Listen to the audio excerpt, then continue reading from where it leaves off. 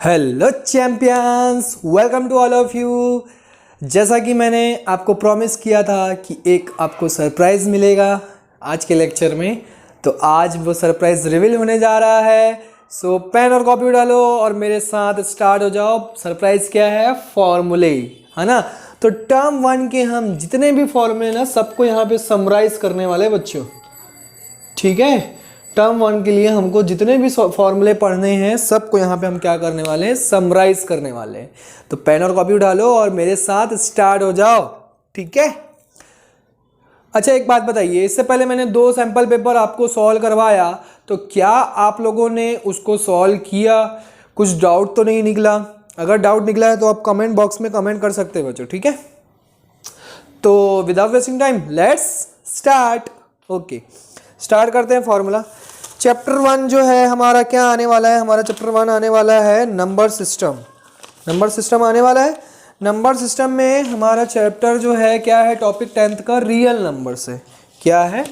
First topic, our first topic is real number, real numbers. तो real numbers किसको बोलते हैं बच्चों? सारे नंबर्स को हम रियल नंबर्स बोलते हैं। हम natural number is also called real numbers, whole number is also called real numbers, then rational number is also called real numbers, irrational number is also called real numbers, है ना। सब जो है real numbers के अंदर में आते हैं। अब इसमें कहानी आपसे रैशनल नंबर और इररेशनल नंबर के बारे में पूछी जाती है। कहानियाँ क्या पूछी जाती है कि इररेशनल नंबर किसको बोला जाता है और रैशनल नंबर किसको बोला जाता है। तो रैशनल नंबर को हम क्यू से डिनोट करते हैं, है ना बच्चों। रैशनल नंबर को हम किससे डिनोट करते हैं? क्यू से। तो रैशनल नंबर किसको बोला जाता है? जो कि टर्मिनेटिंग, या तो वो टर्मिनेटिंग होना चाहिए। टर्मिनेटिंग मतलब जब आप किसी फ्रैक्शन नंबर को डिवाइड कर रहे हैं, डिनोमिनेटर से न्यूमरेटर को डिवाइड कर रहे हैं, तो आपका आंसर जो है वो क्या हो जाए? टर्मिनेट हो जाए, मतलब खत्म हो जाए, आंसर कंप्लीट आंसर आ जाए, ठीक है। या फिर टर्मिनेटिंग नहीं है, मान लो नॉन टर्मिनेटिंग है कि आपका आंसर चलता चला जा रहा है, खत्म ही नहीं हो रहा है। तो नॉन टर्मिनेटिंग के साथ साथ कैसा होना चाहिए? कैसा होना चाहिए? रिपीटिंग होना चाहिए, जिसको हम रिकरिंग भी बोलते हैं। रिपीटिंग होना चाहिए। कैसा होना चाहिए? रिपीटिंग होना चाहिए, जिसको हम रिकरिंग भी बोलते हैं। तो नॉन रिपीटिंग अगर है, नॉन टर्मिनेटिंग है, तो रिपीटिंग होना चाहिए या फिर रिकरिंग होना चाहिए। और अगर क्या हो जाए, आपका नॉन टर्मिनेटिंग है, मान लो नॉन टर्मिनेटिंग है, और नॉन टर्मिनेटिंग के साथ साथ नॉन रिपीटिंग या नॉन रिकरिंग है। नॉन रिपीटिंग, बार बार रिपीटिंग क्यों हो रहा है? तेलुगु हो गए का सर? नहीं, नॉन रिपीटिंग अगर नॉन टर्मिनेटिंग के साथ रिपीटिंग होता है देन रैशनल नंबर। टर्मिनेटिंग है तो रैशनल नंबर है, नॉन टर्मिनेटिंग है तो उसके साथ रिपीटिंग होना चाहिए, तभी रैशनल नंबर होगा। और रिपीटिंग में मैंने बताया था कैसा होना चाहिए? एक पैटर्न होना चाहिए रिपीट का। रिपीटिंग नॉन रिपीटिंग को कैसे पहचानते हैं हम? एक पैटर्न होता है, जैसे कि 1 3 1 3 1 3 1 3 1 3 1 3 1 3, ऐसे क्या हो रहा है? रिपीट होते जा रहा है। या 1 3 3 1 3 3 1 3 3 1 3 3, ऐसा करके क्या होते जा रहा है? रिपीट होते जा रहा है, ठीक है। तब वो रैशनल नंबर होगा और रिपीटिंग कहलाएगा, ठीक है। और अगर नॉन टर्मिनेटिंग है और क्या है? नॉन रिपीटिंग है, जैसे कि 1 1 3 आया, फिर उसके बाद आया 1 3, उसके बाद फिर आ गया 1 1 1 3, उसके बाद आया 1 1 1 3, ऐसा करके। तो नंबर डिजिट्स तो रिपीट हो रहे हैं पर एक सीक्वेंस में नहीं हो रहे हैं, इसलिए वो क्या कहलाता है? नॉन रिपीटिंग कहलाता है। तो नॉन टर्मिनेटिंग के साथ नॉन रिपीटिंग हो जाता है तो वो क्या हो जाता है? इररेशनल नंबर हो जाता है। इररेशनल नंबर्स के एग्जांपल पता होना चाहिए आपको। क्या होता है? रूट में जितने भी नंबर्स होते हैं। अब जितने भी नंबर्स होते हैं सर, तो सारे नंबर्स नहीं। कैसे नंबर्स होने चाहिए? प्राइम नंबर्स होने चाहिए। कैसे नंबर्स होने चाहिए? Prime numbers. रूट के अंदर अगर प्राइम नंबर आ जाता है तो भैया वो क्या बन जाता है? इररेशनल बन जाता है। अगर नहीं आता है तो सॉरी शक्तिमान बोल के उसको रैशनल में टिक कर देंगे, ठीक है। Root 4 is not a irrational. Root 4 is not an irrational, that is rational, क्योंकि रूट 4 की वैल्यू होती है 2। समझ में आ रहा है? तो प्राइम नंबर होना चाहिए तभी वो इर्रेशनल होगा।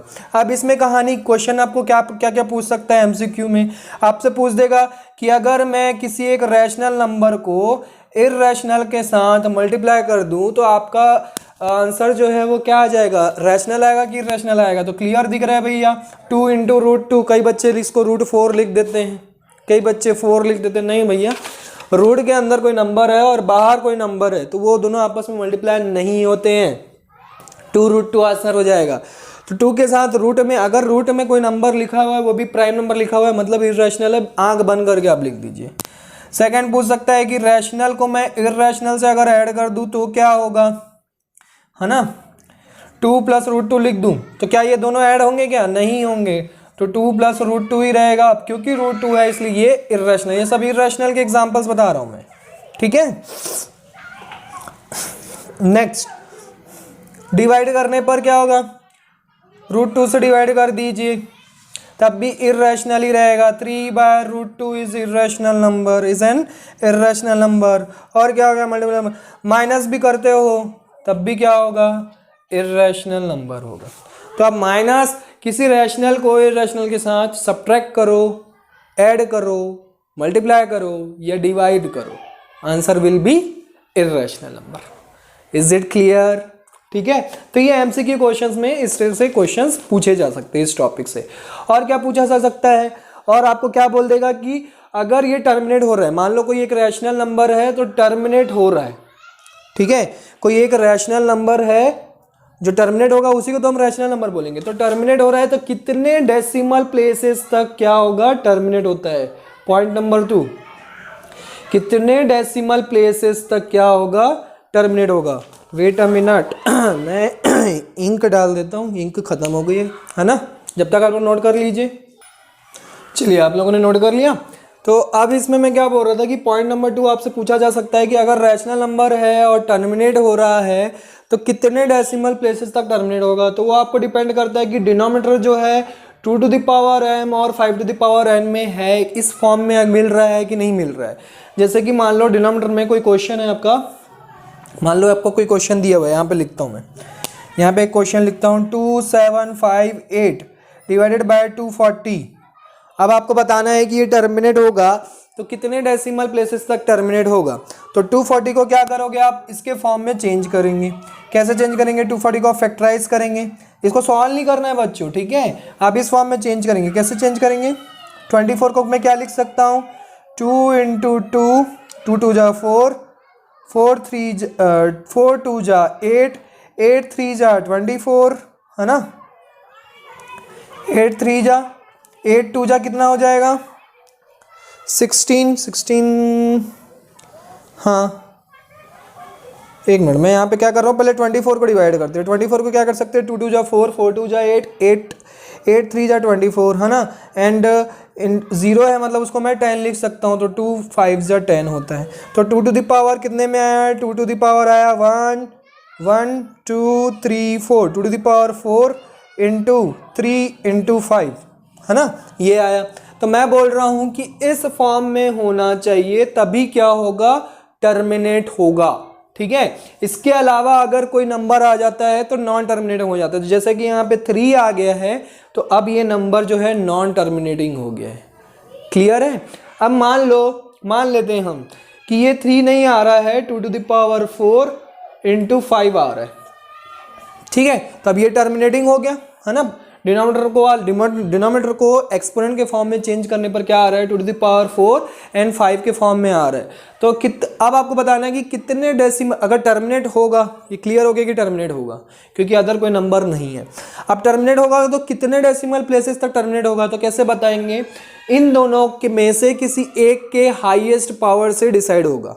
तो 2 का पावर 4 है, 5 का पावर कितना है 1, तो हाईएस्ट पावर किसका है 2 का, तो इसलिए 4 डेसिमल प्लेसेस के बाद क्या हो जाएगा, वो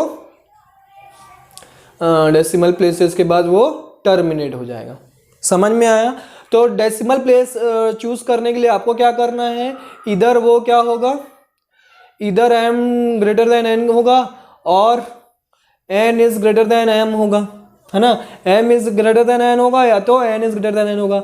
तो जो भी ग्रेटर देन होगा वही आपको चूज करके आंसर लिख देना है। क्लियर है, ये चीज़ पूछ सकता है। और क्या पूछ सकता है इस चैप्टर से, इस चैप्टर में आपको रिमाइंडर थ्योरम पता होना चाहिए। कुछ क्वेश्चंस आएंगे जिसमें रिमाइंडर थ्योरम अप्लाई होगा। रिमाइंडर थ्योरम क्या होता है, A is equal to B Q plus R, इस फॉर्म में याद रखिए। क्यू फॉर क्या होता है, कोशिएंट, है ना, Q for quotient, R for reminder, ठीक है, आर फॉर रिमाइंडर। ए और बी क्या है, ए है आपका डिविडेंड, डिविडेंड, और बी क्या है, डिवाइजर, क्या है, डिवाइजर, ठीक है, ये आपको पता होना चाहिए। और क्या पता होना चाहिए इस चैप्टर से, इस चैप्टर से एक और most important formula, HCF into LCM is equal to product of two numbers, ये फॉर्मूला आपको पता होना चाहिए। इससे रिलेटेड बहुत सारे क्वेश्चंस पूछे जाएंगे, जैसे कि मैंने 2 सैंपल पेपर में आपको करवाया है। इससे रिलेटेड ही क्वेश्चंस आएंगे बच्चों, ठीक है। इससे बाहर भी इससे भी क्वेश्चंस आ सकते हैं, पर इस यही फॉर्मूले उसके अंदर जो है यही फॉर्मूले यूज होंगे। इन फॉर्मूले से निकलेगा और कुछ और क्वेश्चन बन के आपके पास आ जाएगा, पर आएगा यहीं से क्योंकि ये बेसिक है, ठीक है, इस टॉपिक का, रियल नंबर का ये बेसिक है। तो ये सब आप याद कर लीजिए। नेक्स्ट सेकंड टॉपिक पकड़ते हैं। What is our second topic, second topic is, second chapter क्या है हमारा, पॉलिनोमियल्स। क्या है हमारा, पॉलिनोमियल्स, ठीक है। अब पॉलिनोमियल्स को क्या करना है, इसके क्या क्या फॉर्मूले होते हैं, इसको आपको सबसे पहले पॉलिनोमियल्स को आपको पता होना चाहिए। डिग्री किसको बोलते हैं, सबसे पहले आपको पता होना चाहिए डिग्री। तो डिग्री किसको बोलते हैं, हाईएस्ट पावर ऑफ किसी भी पॉलिनोमियल, पॉलिनोमियल मतलब मैनी टर्म्स, कोई भी एक पॉलिनोमियल लिखा हुआ है उसका हाईएस्ट, उसके वेरिएबल, जो भी वहाँ पे वेरिएबल यूज हो रहा है उसके वेरिएबल का जो हाईएस्ट पावर होता है वही डिग्री कहलाता है। तो यहाँ पे जैसे मैं लिख लूँ X square plus B X plus C, ये लिख लूँ तो इसकी डिग्री कितनी हो गई, 2, क्योंकि इसमें वेरिएबल क्या यूज हो रहा है, एक्स। अच्छा, यहाँ पे बी बी सी भी यूज हो रहा है, तो मैं ऐसा, ये भी तो वेरिएबल है, तो 2x + 3 ऐसे लिख लेता हूँ, ठीक है, जस्ट एग्जांपल लिया है मैंने, ठीक है। तो इसकी डिग्री कितनी हो गई, 2, क्योंकि यहाँ पे वेरिएबल है x और इसका हाईएस्ट पावर कितना है, 2। ये सब पता होगा ना, आप पढ़ के आएंगे, है ना, x³ + 30x, अगर ये है तो इसका हाईएस्ट पावर कितना है, 3, तो इसकी डिग्री कितनी हो गई, 3। तो डिग्री जब 2 होता है तो ऐसे इक्वेशन को हम बोलते हैं quadratic equation, you know that, है ना। और डिग्री 3 होता है तो उसको क्या बोलते हैं, क्यूबिक इक्वेशन, ठीक है। डिग्री 2 होता है तो उसके कितने जीरोज होते हैं, 2 जीरोज होते हैं, या फिर 2 रूट्स होते हैं, 2 जीरोज या रूट्स, जीरोज और रूट्स दोनों एक ही होते हैं। और डिग्री 3 हुआ तो कितने जीरोज होंगे, 3 जीरोज होंगे, 3 जीरोज होंगे, और या फिर 3 रूट्स होंगे, ठीक है, जीरोज या रूट्स। क्लियर है यहाँ तक। अब इन जीरोज के बीच में क्या होता है, रिलेशन पूछता है आपसे। तो सबसे पहले मैं ax² + bx + c quadratic equation के लिए रिलेशन आपको बता देता हूँ, जो कि आप बचपन से पढ़ते आ रहे हैं। क्या, 2 रूट्स को हम क्या कर लेते हैं, अल्फा एंड बीटा एज्यूम कर लेते हैं, ठीक है, अल्फा बीटा। जो 2 रूट्स होंगे वो क्या होंगे, अल्फा एंड बीटा, इसके क्या रूट्स है, अल्फा एंड बीटा, ठीक। और अगर क्यूबिक होगा तो अल्फा बीटा गामा, तो क्यूबिक का बता रहा हूँ मैं पहले, अल्फा बीटा। तो इसको बोलते हैं सम ऑफ रूट्स। तो सम ऑफ रूट्स का आपका फॉर्मूला होता है बच्चों -b/a, where b is the coefficient of x and a is the coefficient of x²। यहाँ पे पुट करना है अल्फा इंटू बीटा, क्या हो जाएगा formula, c/a, c is the constant term and a is the again x coefficient of x², put करके आपको value मिल जाएगी, ठीक है। अब आपके क्या होता है, इसमें एक इक्वेशन फॉर्म करने को भी आ जाता है, ठीक है, कि क्वाड्रेटिक इक्वेशन बनाइए। तो क्वाड्रेटिक इक्वेशन बनाने का फॉर्मूला होता है x² minus sum of 2 roots या फिर sum of zeros into x plus product of roots, ठीक है। तो अल्फा प्लस बीटा की वैल्यू मिल जाएगी, अल्फा बीटा की वैल्यू मिल जाएगी, यहाँ पे पुट कर देना, इक्वेशन फॉर्म हो जाएगा। तो क्वाड्रेटिक इक्वेशन फॉर्म करना बन जाएगा, समझ में आ रहा। Next cubic equation, cubic equation लिखा है ax³ + bx² + cx + d, ये क्यूबिक इक्वेशन है। इसके कितने रूट्स होंगे, alpha beta and gamma, 3 roots होंगे। तो सम ऑफ रूट सबसे पहले लगा दो, alpha plus beta plus gamma, क्या होगा फॉर्मूला, -b/a, अगेन क्या होगा फॉर्मूला, -b/a। इसमें एक और चीज आ जाती है क्या, sum over product, sum of roots है ना, ओवर प्रोडक्ट। तो क्या हो जाएगा, alpha beta plus beta gamma plus gamma alpha. तो इसकी वैल्यू आ जाती है आपकी सी बाई, देखो सीक्वेंस में चलता है, पहले बी बाई ए फिर सी बाई ए और लास्ट आ जाएगा डी बाई ए। देखो माइनस साइन भी अल्टरनेट होता है, फर्स्ट वाले में माइनस आएगा, सेकंड वाले में प्लस, अब थर्ड वाले में माइनस आ जाएगा। Alpha into beta product of roots का फॉर्मूला क्या हो जाएगा, माइनस डी बाई। ऐसे करके आपको लर्न करना है। क्लियर है, क्यूबिक इक्वेशन फॉर्म करने को नहीं पूछा जाता है, क्वाड्रेटिक इक्वेशन बस पूछा जाता है, तो उसका फॉर्मूला याद रखिए। यहाँ तक क्लियर है, ये फॉर्मूले, इतने फॉर्मूले तो आपको आने ही चाहिए। अब इसमें एक मोस्ट इंपॉर्टेंट क्वेश्चन पूछा जाता है, zero of polynomial. Zero of polynomial find out करने को बोल देता है, मान लो किसी भी पॉलिनोमियल का क्या करना है आपको, जीरो फाइंड आउट करना है। तो F x is a polynomial हम मान लेते हैं, तो इसको क्या करो, इसका जीरो फाइंड आउट करना है, तो इक्वल टू जीरो पुट कर दूं। जैसे कि for example x plus one, ये एक पॉलिनोमियल है, अब इसका हमको जीरो फाइंड आउट करना है, तो क्या करेंगे, इक्वल टू जीरो लिखेंगे, एक्स इज इक्वल टू कितना आ जाएगा, माइनस वन। तो माइनस वन जो है इसका क्या है, जीरो है। ठीक है, जीरो मतलब वही है कि x की ऐसी वैल्यू जिसको पुट करने पर उस इक्वेशन, उस पॉलिनोमियल की वैल्यू कितनी आ जाए, जीरो आ जाए। इसीलिए इक्वल टू जीरो हम लिखते हैं और वहां से x की वैल्यू फाइंड आउट कर लेते हैं। क्लियर है, पक्का। और क्या पूछा जा सकता है इसमें से, बस इस चैप्टर से तो यही पूछा जाएगा, ये चीज आपको पता होना चाहिए, है ना। बन जाएंगे क्वेश्चंस, इतना नोट कर लीजिए फॉर्मूले फटाफट। फिर हम नेक्स्ट टॉपिक पे आते हैं, हमारा third topic, pair of linear equation in two variables, है ना। नोट कर लीजिए फटाफट। चलिए बच्चों, आप लोगों ने नोट कर लिया। और थर्ड टॉपिक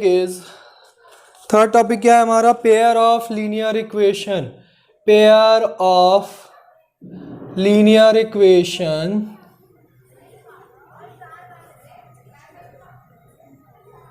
इनटू वेरिएबल्स, है ना। बहुत अच्छे से ये चैप्टर तो पढ़े ही हैं आप, है ना, मैंने भी पढ़ाया है आपको बहुत अच्छे से, है ना। तो इसके कुछ फॉर्मूले, सबसे पहले pair of linear equation, linear equation का सबसे पहले आपको जनरल फॉर्म पता होना चाहिए, है ना। तो सबसे पहले हम लिखेंगे यहाँ पे जनरल इक्वेशन या जनरल फॉर्म की जो दो पेयर ऑफ लीनियर इक्वेशन है वो किस फॉर्म में होते हैं, तो वो आपको दिमाग में बैठा हुआ होना चाहिए। a1x plus b1y plus c is equal to 0, a2x plus b2y plus c1 और यहाँ पे c2 इज इक्वल टू 0। तो ये जो है दो पेयर ऑफ वन पेयर, है ना, पेयर ऑफ लीनियर इक्वेशन का क्या है, जनरल फॉर्मेशन है। ये आपको दिमाग में बैठा हुआ होना चाहिए, ठीक है। अब इसमें क्या होता है, कई बच्चों को a1, b1 और c1 की वैल्यू फाइंड आउट करने नहीं आती है। तो फॉर एग्जांपल मैं यहाँ पे क्या करूँ, इसीलिए बोल रहा हूँ कि जनरल फॉर्मेशन आपको याद होना चाहिए। फॉर एग्जांपल मैं यहाँ पे लिख लेता हूँ x plus 2y minus 8 is equal to 0 and second equation हम ले लेते हैं 4y is equal to 16। 4y is equal to 16। इस 4y इज इक्वल टू 16 को मैं ऐसा लिख सकता हूँ 4y minus 16 is equal to 0, है ना। अब क्या होगा, अब आपसे पूछ रहा है, अब देखो यहाँ पे a1 वाला टर्म तो है, a2 वाला टर्म नहीं है, तो आप क्या करोगे, उसको 0 इंटू एक्स लिख लो यहाँ पे, ठीक है। जो टर्म नहीं रहता है उसके साथ 0 करके हम क्या कर सकते हैं, वेरिएबल के साथ वो टर्म बना सकते हैं। अब यहाँ पे आपसे पूछा जाए कि a1 की वैल्यू कितनी है, तो बच्चे बोलते हैं x। अरे नहीं भैया, x का कोफिशिएंट, तो यहाँ पे x का कोफिशिएंट कितना है 1, तो इसलिए कुछ नहीं होता, मतलब 1। नेक्स्ट a2 की वैल्यू कितनी है 2, b1 नॉट a2, b1 की वैल्यू कितनी है 2 एंड थर्ड आपका c2 की वैल्यू कितनी, c1 की वैल्यू कितनी है, c1 की वैल्यू कितनी है -8, क्योंकि देखो जनरल फॉर्मेशन में यहाँ पे प्लस c1 है और यहाँ पे क्या हो जाएगा -8, तो प्लस -8 करके लिख सकते हो, इसलिए -8 पुट करेंगे, ठीक है। a2 की वैल्यू अगर आपसे पूछी जाए तो 0, b2 की वैल्यू पूछी जाए तो 4, c2 की वैल्यू पूछी जाए तो अगेन -16। ऐसे करके आपको वैल्यूज फाइंड आउट करना आना चाहिए। क्लियर है। अब इसमें क्या होता है, इसमें दो टाइप से क्वेश्चन पूछे जाते हैं। फर्स्ट आपका क्या होता है, ग्राफिकली, ठीक है। फर्स्ट आपका ग्राफिकली, ग्राफ से रिलेटेड आपसे क्वेश्चंस पूछे जाते हैं। तो ग्राफिकली में जो है कैसे पूछे जाएंगे क्वेश्चन? फर्स्ट क्वेश्चन बताता हूँ ग्राफिकली मैं आपसे कैसे क्वेश्चन पूछे जाएंगे। मान लो ऐसा ग्राफ बना हुआ है आपका, ठीक है, आपका ऐसा ग्राफ दिया हुआ है। कैसा ग्राफ दिया हुआ है सर? ग्राफ तो बना लीजिए। ये एक्स एक्सिस, ये वाई एक्सिस, इसमें आपका ग्राफ जो है लाइक दिस, ये एक स्ट्रेट लाइन है, ये दूसरी, ये फर्स्ट स्ट्रेट लाइन है, ये सेकंड स्ट्रेट लाइन है। ये दोनों स्ट्रेट लाइन क्या कर रही हैं? एक पॉइंट पे एक दूसरे को इंटरसेक्ट कर रही हैं। एक पॉइंट पे एक दूसरे को क्या कर रही है? इंटरसेक्ट कर रही है। तो आपसे पूछेगा क्या ये कंसिस्टेंट है? यस, इट इज कंसिस्टेंट, क्योंकि ये हमको एक सॉल्यूशन दे रही है। ठीक है, ये क्या कर रहे हैं? एक सॉल्यूशन हमको दे रहे हैं, क्योंकि एक पॉइंट पे इंटरसेक्ट कर रहे हैं तो एक सॉल्यूशन दे रहे हैं हमको। तो एक ही सॉल्यूशन दे रहे हैं, इसलिए हम ये क्या बोलेंगे? A unique solution. समझ में आया?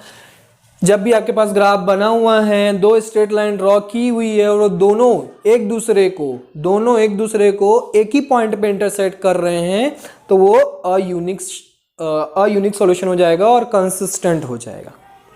क्लियर है यहां तक? आगे बढ़े। सेकंड टाइप का क्वेश्चन क्या पूछेगा? सेकंड टाइप का क्वेश्चन पूछेगा कि मान लो ये आपको ग्राफ दिया हुआ है, अब इसमें जो है दो स्ट्रेट लाइन जो मैं ड्रॉ कर रहा हूं, ये दोनों एक दूसरे के क्या हैं? पैरेलल है। ठीक है, ये वाई एक्सिस, ये एक्स एक्सिस, ये दोनों क्या हैं? एक दूसरे के पैरेलल हैं, बोला गया है क्वेश्चन में। इसमें क्या बोलेगा? Intersecting at a point. तो अगर इंटरसेक्ट कर रहा है एक पॉइंट पे तो वो कंसिस्टेंट होगा और एक ही सॉल्यूशन देगा, अ यूनिक सॉल्यूशन। अब इसमें आपके क्वेश्चन बोला जाएगा कि ये दोनों लाइन जो है एक दूसरे के क्या है? पैरेलल है। उनको बताना पड़ेगा ना यार कि पैरेलल है, देख के हम क्या कर सकते हैं? जज नहीं कर सकते हैं। ठीक है, तो क्वेश्चन में गिवन रहेगा कि ये दोनों लाइन क्या है? एक दूसरे के पैरेलल है। अब आपको बताना है कि वो कंसिस्टेंट होंगे, तो कितने सॉल्यूशन देंगे, है ना? तो सबसे पहले याद रखो कि जब भी अब एक दूसरे से ही क्या कर रहे हैं? एक दूसरे को कहीं पे टच ही नहीं करेंगे ना, तो जब एक दूसरे को कहीं पे टच ही नहीं करेंगे तो क्या होगा जाएगा? ये इनकंसिस्टेंट हो जाएगा। क्या हो जाएगा? इनकंसिस्टेंट। और इनकंसिस्टेंट हो जाएगा मतलब अब एक दूसरे से टच ही नहीं करेंगे किसी भी पॉइंट पे, तो एक भी सॉल्यूशन देंगे क्या? नहीं देंगे। तो क्या हो जाएगा? No solution. तो पैरेलल के केस में क्या हो जाता है? इनकंसिस्टेंट हो जाता है एंड नो सॉल्यूशन हो जाता है। थर्ड पॉइंट क्या हो गया? थर्ड पॉइंट में क्या हो जाएगा? आपको फिर से एक्स वाई एक्सिस में ग्राफ बना रहेगा। एक लाइन जो है स्ट्रेट लाइन ऐसे ड्रॉ की हमने, दूसरी स्ट्रेट लाइन भी क्या है? उसी के ऊपर है। दोनों स्ट्रेट लाइन यहीं पे ही है। ठीक है, 1 और 2 दोनों यहीं पे ही है, 1 और 2 यहीं पे ही है। तो आप क्या कर रहे हैं? अब यहाँ पे क्या बोल रहे हैं? दो कोइंसिडेंट, यहाँ पे कहानी क्या हो गई? कोइंसिडेंट हो गई कि दो लाइन जो है एक दूसरे को क्या कर रही है? कोइंसिडेंट कर रही है। अब बताइए कंसिस्टेंट होंगे कि नहीं होंगे? यस, कंसिस्टेंट तो होंगे। कंसिस्टेंट मतलब सॉल्यूशन देंगे कि नहीं देंगे? तो बिल्कुल देंगे भैया, ये तो हर पॉइंट पे सॉल्यूशन देंगे। और हर पॉइंट पे सॉल्यूशन देंगे मतलब कितना हो जाएगा? इनफाइनाइट मैनी सॉल्यूशंस हो जाएगा। इनफाइनाइट मैनी सॉल्यूशंस हो जाएगा। क्लियर है? क्लियर है?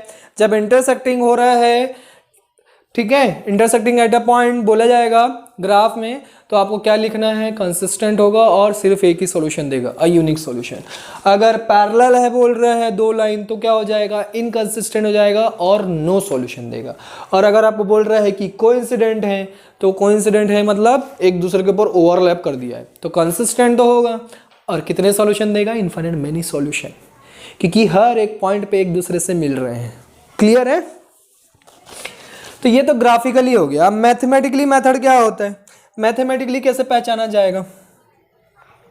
मैथमेटिकली सी नंबर क्या करेंगे हम? मैथमेटिकली क्वेश्चंस पूछे जाते हैं, है ना? मैथमेटिकली आपसे अगर पूछा जाए तब आप कैसे बताएंगे? मैथमेटिकली, या इसी को हम एल्जेब्रिकली बोलते हैं। ये ग्राफिकली हो गया, इसी को हम क्या बोलते हैं? Algebraically method, algebraic method. ठीक है, तो एल्जेब्रिक मेथड हम दो तरीके से सॉल्व करते हैं। दो इक्वेशन दिया रहेगा, उसको दो तरीके से हम पढ़े हैं। कौन कौन सा? एक होता है सब्स्टिट्यूशन मेथड, है ना? और दूसरा क्या होता है? एलिमिनेशन मेथड, जिसको हम एलिमिनेशन बाय इक्वेटिंग मेथड बोलते हैं ना। इक्वेटिंग मेथड कर देता हूँ।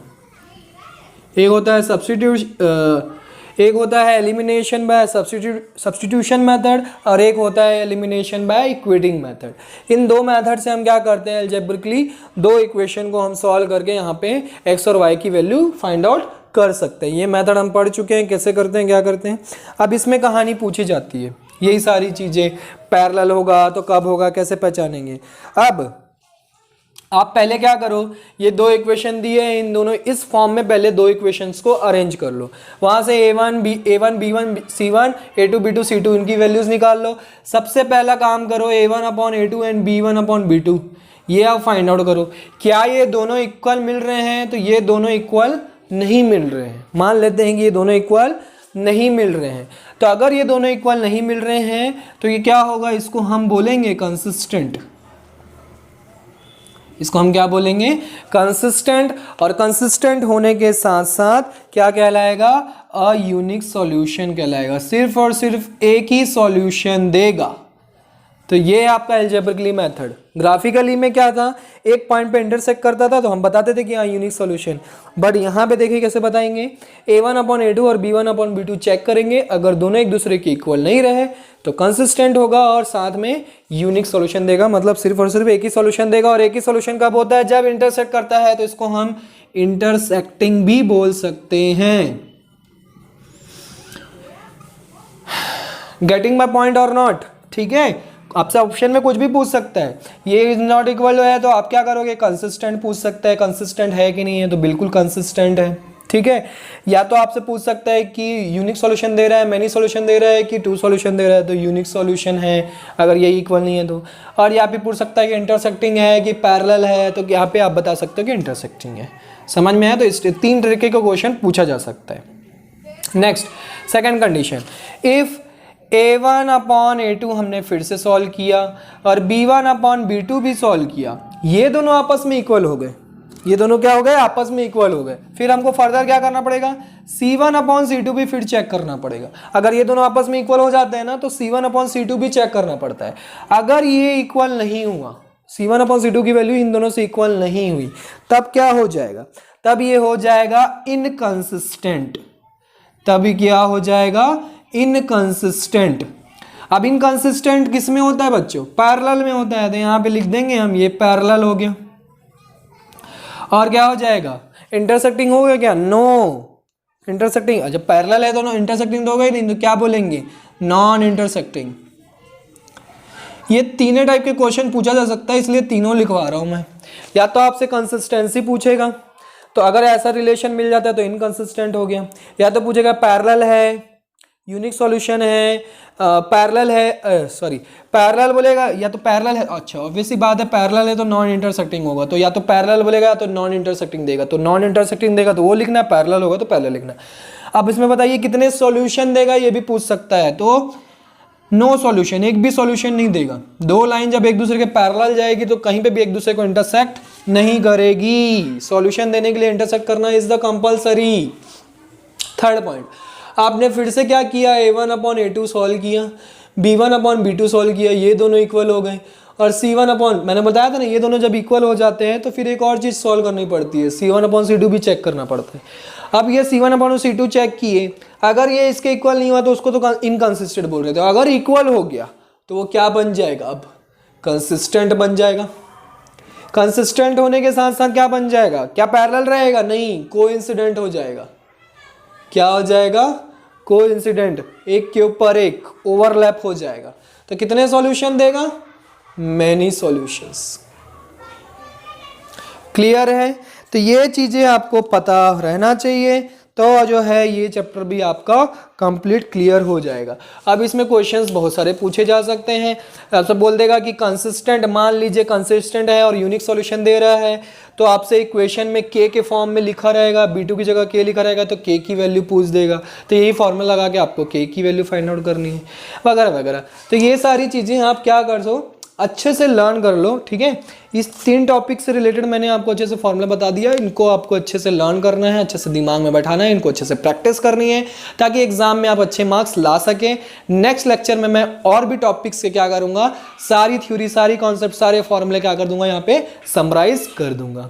मुझे पता है तुम लोग ट्राइंगल चैप्टर का वेट कर रहे हो, सर उसका समराइज जरूर करवा दीजिएगा। बिल्कुल नेक्स्ट लेक्चर में मैं ट्राइंगल का जरूर लेके आऊँगा, पूरा A to Z आपको समराइज करवा दिया जाएगा। ओके चैंपियंस, तो प्रैक्टिस करते रहिए, डाउट्स निकालते रहिए और भेजते रहिए। Bye bye, take care, see in the next lecture.